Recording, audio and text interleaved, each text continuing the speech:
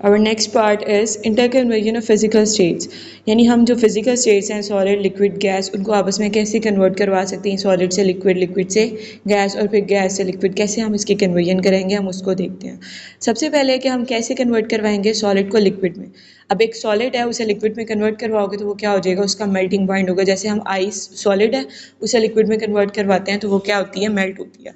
सबसे पहले क्या है, conversion of a solid into liquid is called melting. फिर मैकेनिज्म देखते हैं मेल्टिंग का कि जब भी कोई सॉलिड सब्सटेंस होता है आप उसको सिंपली जब आपने उसकी स्टेट को चेंज करना होता है तो आप क्या करते हो, उससे टेम्परेचर प्रोवाइड करते हो, यानी हीट अप करना शुरू कर देते हो। जैसे जैसे उसकी जो पार्टिकल्स हैं उसको हीट एनर्जी ज़्यादा मिलती जाएगी, उसके पार्टिकल्स के दरमियान में काइनेटिक एनर्जी जो है वो ज़्यादा हो जाएगी और वो जो है वो हाई फ्रिक्वेंसी पे यानी हाई स्पीड में वाइब्रेट करना शुरू कर देंगे। और एक खास टेम्परेचर पे उनकी वाइब्रेशनल मोशन इतनी ज़्यादा हो जाएगी, यानी जो मूव कर रहे हैं, टकरा रहे हैं, वो इतना ज़्यादा हो जाएगा कि जो पार्टिकल्स के दरमियान में कोहेसिव फोर्स है पहले से, वो उसे ओवरकम कर देंगे। कोहेसिव फोर्स क्या होती है, ये सेम टाइप ऑफ पार्टिकल्स के दरमियान में होती है जिसकी वजह से उन्होंने एक दूसरे को बाइंड किया होता है। जैसे अगर मैं डस्टर की बात करूँ तो डस्टर के अंदर जितने भी पार्टिकल्स होंगे वो एक तरह के हैं और उनको आपस में जो इकट्ठा किया हुआ है वो किस फोर्स की वजह से इकट्ठा किया होता है, कोहेसिव फोर्स की वजह से।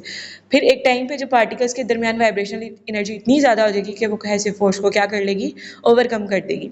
फिर उसके बाद सॉलिड जो है वो मेल्ट होना स्टार्ट हो जाएगा और उस टेम्परेचर को हम क्या बोलेंगे, वो उसका मेल्टिंग पॉइंट है। फिर है condition of particles of solid at its melting point. जब मेल्टिंग पॉइंट होगा तो पार्टिकल्स जो हैं वो ना सिर्फ अपनी मीन पोजीशन को लूज करेंगे, उसके अलावा वो क्या करेंगे, अपनी अरेंजमेंट को भी लूज कर देंगे, यानी पहले जिस अरेंजमेंट में थे वो उस अरेंजमेंट में नहीं रहेंगे, ठीक है। और फिर वो टर्न आउट हो जाएंगे किसमें, लिक्विड फॉर्म में। फिर क्या हम उसको हीट करते हैं सॉलिड को तो उसमें टेम्परेचर का क्या इफेक्ट है। सबसे पहले जब हम टेम्परेचर इंक्रीज़ करते हैं, यानी अगर मैं किसी चीज़ को गर्म करना शुरू करती हूँ तो जो टेम्परेचर प्रोवाइड कर रहे होते हैं तो लाजमी नहीं कि हम उसको स्टार्टिंग की टेम्परेचर वो दे रहे हैं जिस पर उसने मेल्ट हो जाना है। पहले हम टेम्परेचर प्रोवाइड करते रहेंगे फिर वो मेल्ट होना शुरू होगा। तो जब आप किसी भी सॉलिड को उसके मेल्टिंग पॉइंट के कम टेम्परेचर पर हीट करते जाओगे तो उसकी मॉलिक्यूल्स के दरमियान में काइनेटिक एनर्जी जो है वो ज़्यादा हो जाएगी और उस एनर्जी ज़्यादा होने की वजह से उनके दरमियान में जो फोर्स ऑफ अट्रैक्शन होगी पार्टिकल्स की वो क्या हो जाएगी, बहुत ज़्यादा कम हो जाएगी, ठीक है। फिर जब सॉलिड जो है वो हीट अप होता जाएगा और जब तक उसका मेल्टिंग आ जाता है, मेल्टिंग पॉइंट आ जाता है, तो उसके बाद वाला जो टेम्परेचर होगा उससे वो मेल्टिंग पॉइंट से ऊपर नहीं जाएगा। सपोज किसी चीज़ का मेल्टिंग पॉइंट 100 डिग्री है, ठीक है। अब 100 डिग्री जो है वो हमारे पास केल्विन स्केल पे आ गया, पर हम उसके बाद भी उसे गर्म कर रहे हैं ताकि सॉलिड जो है वो पूरा मेल्ट हो जाए। तो उसके बाद वाला टेम्परेचर उसमें काउंट नहीं होगा, वो सिर्फ क्या करेगा, वो उसको सॉलिड से लिक्विड में कन्वर्ट कराता जाएगा। फिर है लिक्विड को गैस में कैसे कन्वर्ट करवाते हैं। जो प्रोसेस लिक्विड को गैस में कन्वर्ट करवाता है उसे हम बॉइलिंग बोलते हैं। अब हमारे पास दो चीज़ें, इवेपोरेशन और बॉइलिंग। उनको पहले देख लेते हैं कि जब मॉलिक्यूल्स जो होंगे लिक्विड के वो आप उसकी लिक्विड की सरफेस से बाहर आते जाएंगे जब आप उसको टेम्परेचर प्रोवाइड करोगे, और जो वो स्केप होते जा रहे हैं उसे हम क्या बोलते हैं, इवेपोरेशन बोलते हैं। और बॉइलिंग क्या होती है, जब लिक्विड जो है वो गैस में कन्वर्ट हो जाए खास टेम्परेचर पे। जैसे वाटर है उसका बॉइलिंग पॉइंट 100 डिग्री है सेल्सियस है, तो 100 डिग्री क्या है उसका, एक खास टेम्परेचर है, उसे उसका बॉइलिंग पॉइंट बोला जाता है। और जब आप किसी भी लिक्विड को हीट करते जाओगे तो उसके मॉलिक्यूल्स के दरमियान में काइनेटिक एनर्जी ज़्यादा होती जाएगी और इवेपोरेशन भी क्या होती जाएगी, ज़्यादा होती जाएगी। यानी जितना ज़्यादा उसे टेम्परेचर प्रोवाइड कर रहे हो उतने ज़्यादा मॉलिक्यूल्स उसकी सरफेस से एस्केप होते जाएंगे। फिर आप जब फर्दर उस लिक्विड को हीट अप करते जाओगे तो उसके मॉलिक्यूल्स की एनर्जी जो काइनेटिक एनर्जी है वो इतनी ज़्यादा हो जाएगी कि जो उनके दरमियान में इंटर पार्टिकल फोर्सेस थी वो बहुत ज़्यादा कम हो जाएंगी, ठीक है।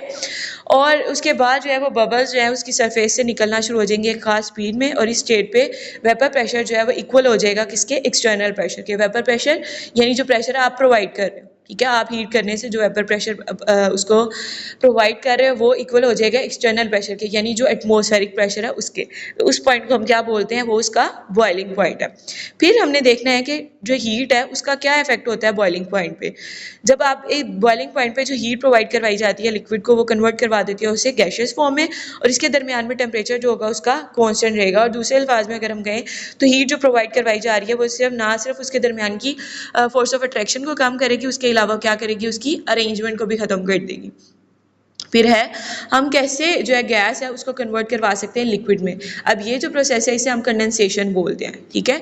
जब भी गैस को आप ठंडा करते हैं, यानी गैस को आप क्या करोगे कि आप किसी कंडेंसर में छोड़ोगे जहाँ वो ठंडी होगी तो उसके जो मॉलिक्यूल्स के दरमियान में काइनेटिक एनर्जी है वो आप कम हो जाएगी। जब गर्म करेंगे तो ज़्यादा हो जाएगी, जब आप ठंडा करोगे तो उसकी काइनेटिक एनर्जी क्या हो जाएगी, कम होगी, और जिसकी वजह से मॉलिक्यूल्स जो है एक दूसरे के करीब करीब आएंगे और उनके दरमियान में फोर्स ऑफ अट्रैक्शन जो होगी वो थोड़ी सी ज़्यादा हो जाएगी। और फिर एक खास कम टेम्परेचर पे, यानी जैसे आप कह लो 0 डिग्री सेल्सियस है, उस टेम्परेचर पे क्या हो जाएगा, कम टेम्परेचर है ना वो, उस कम टेम्परेचर पे जो उसके मॉलिक्यूल्स होंगे वो इतने करीब करीब आ जाएंगे कि वो किस फॉर्म में आ जाएंगे, लिक्विड फॉर्म में आ जाएंगे, ठीक है। और इसे हम क्या बोलते हैं, कंडेंसेशन बोलते हैं, ठीक है।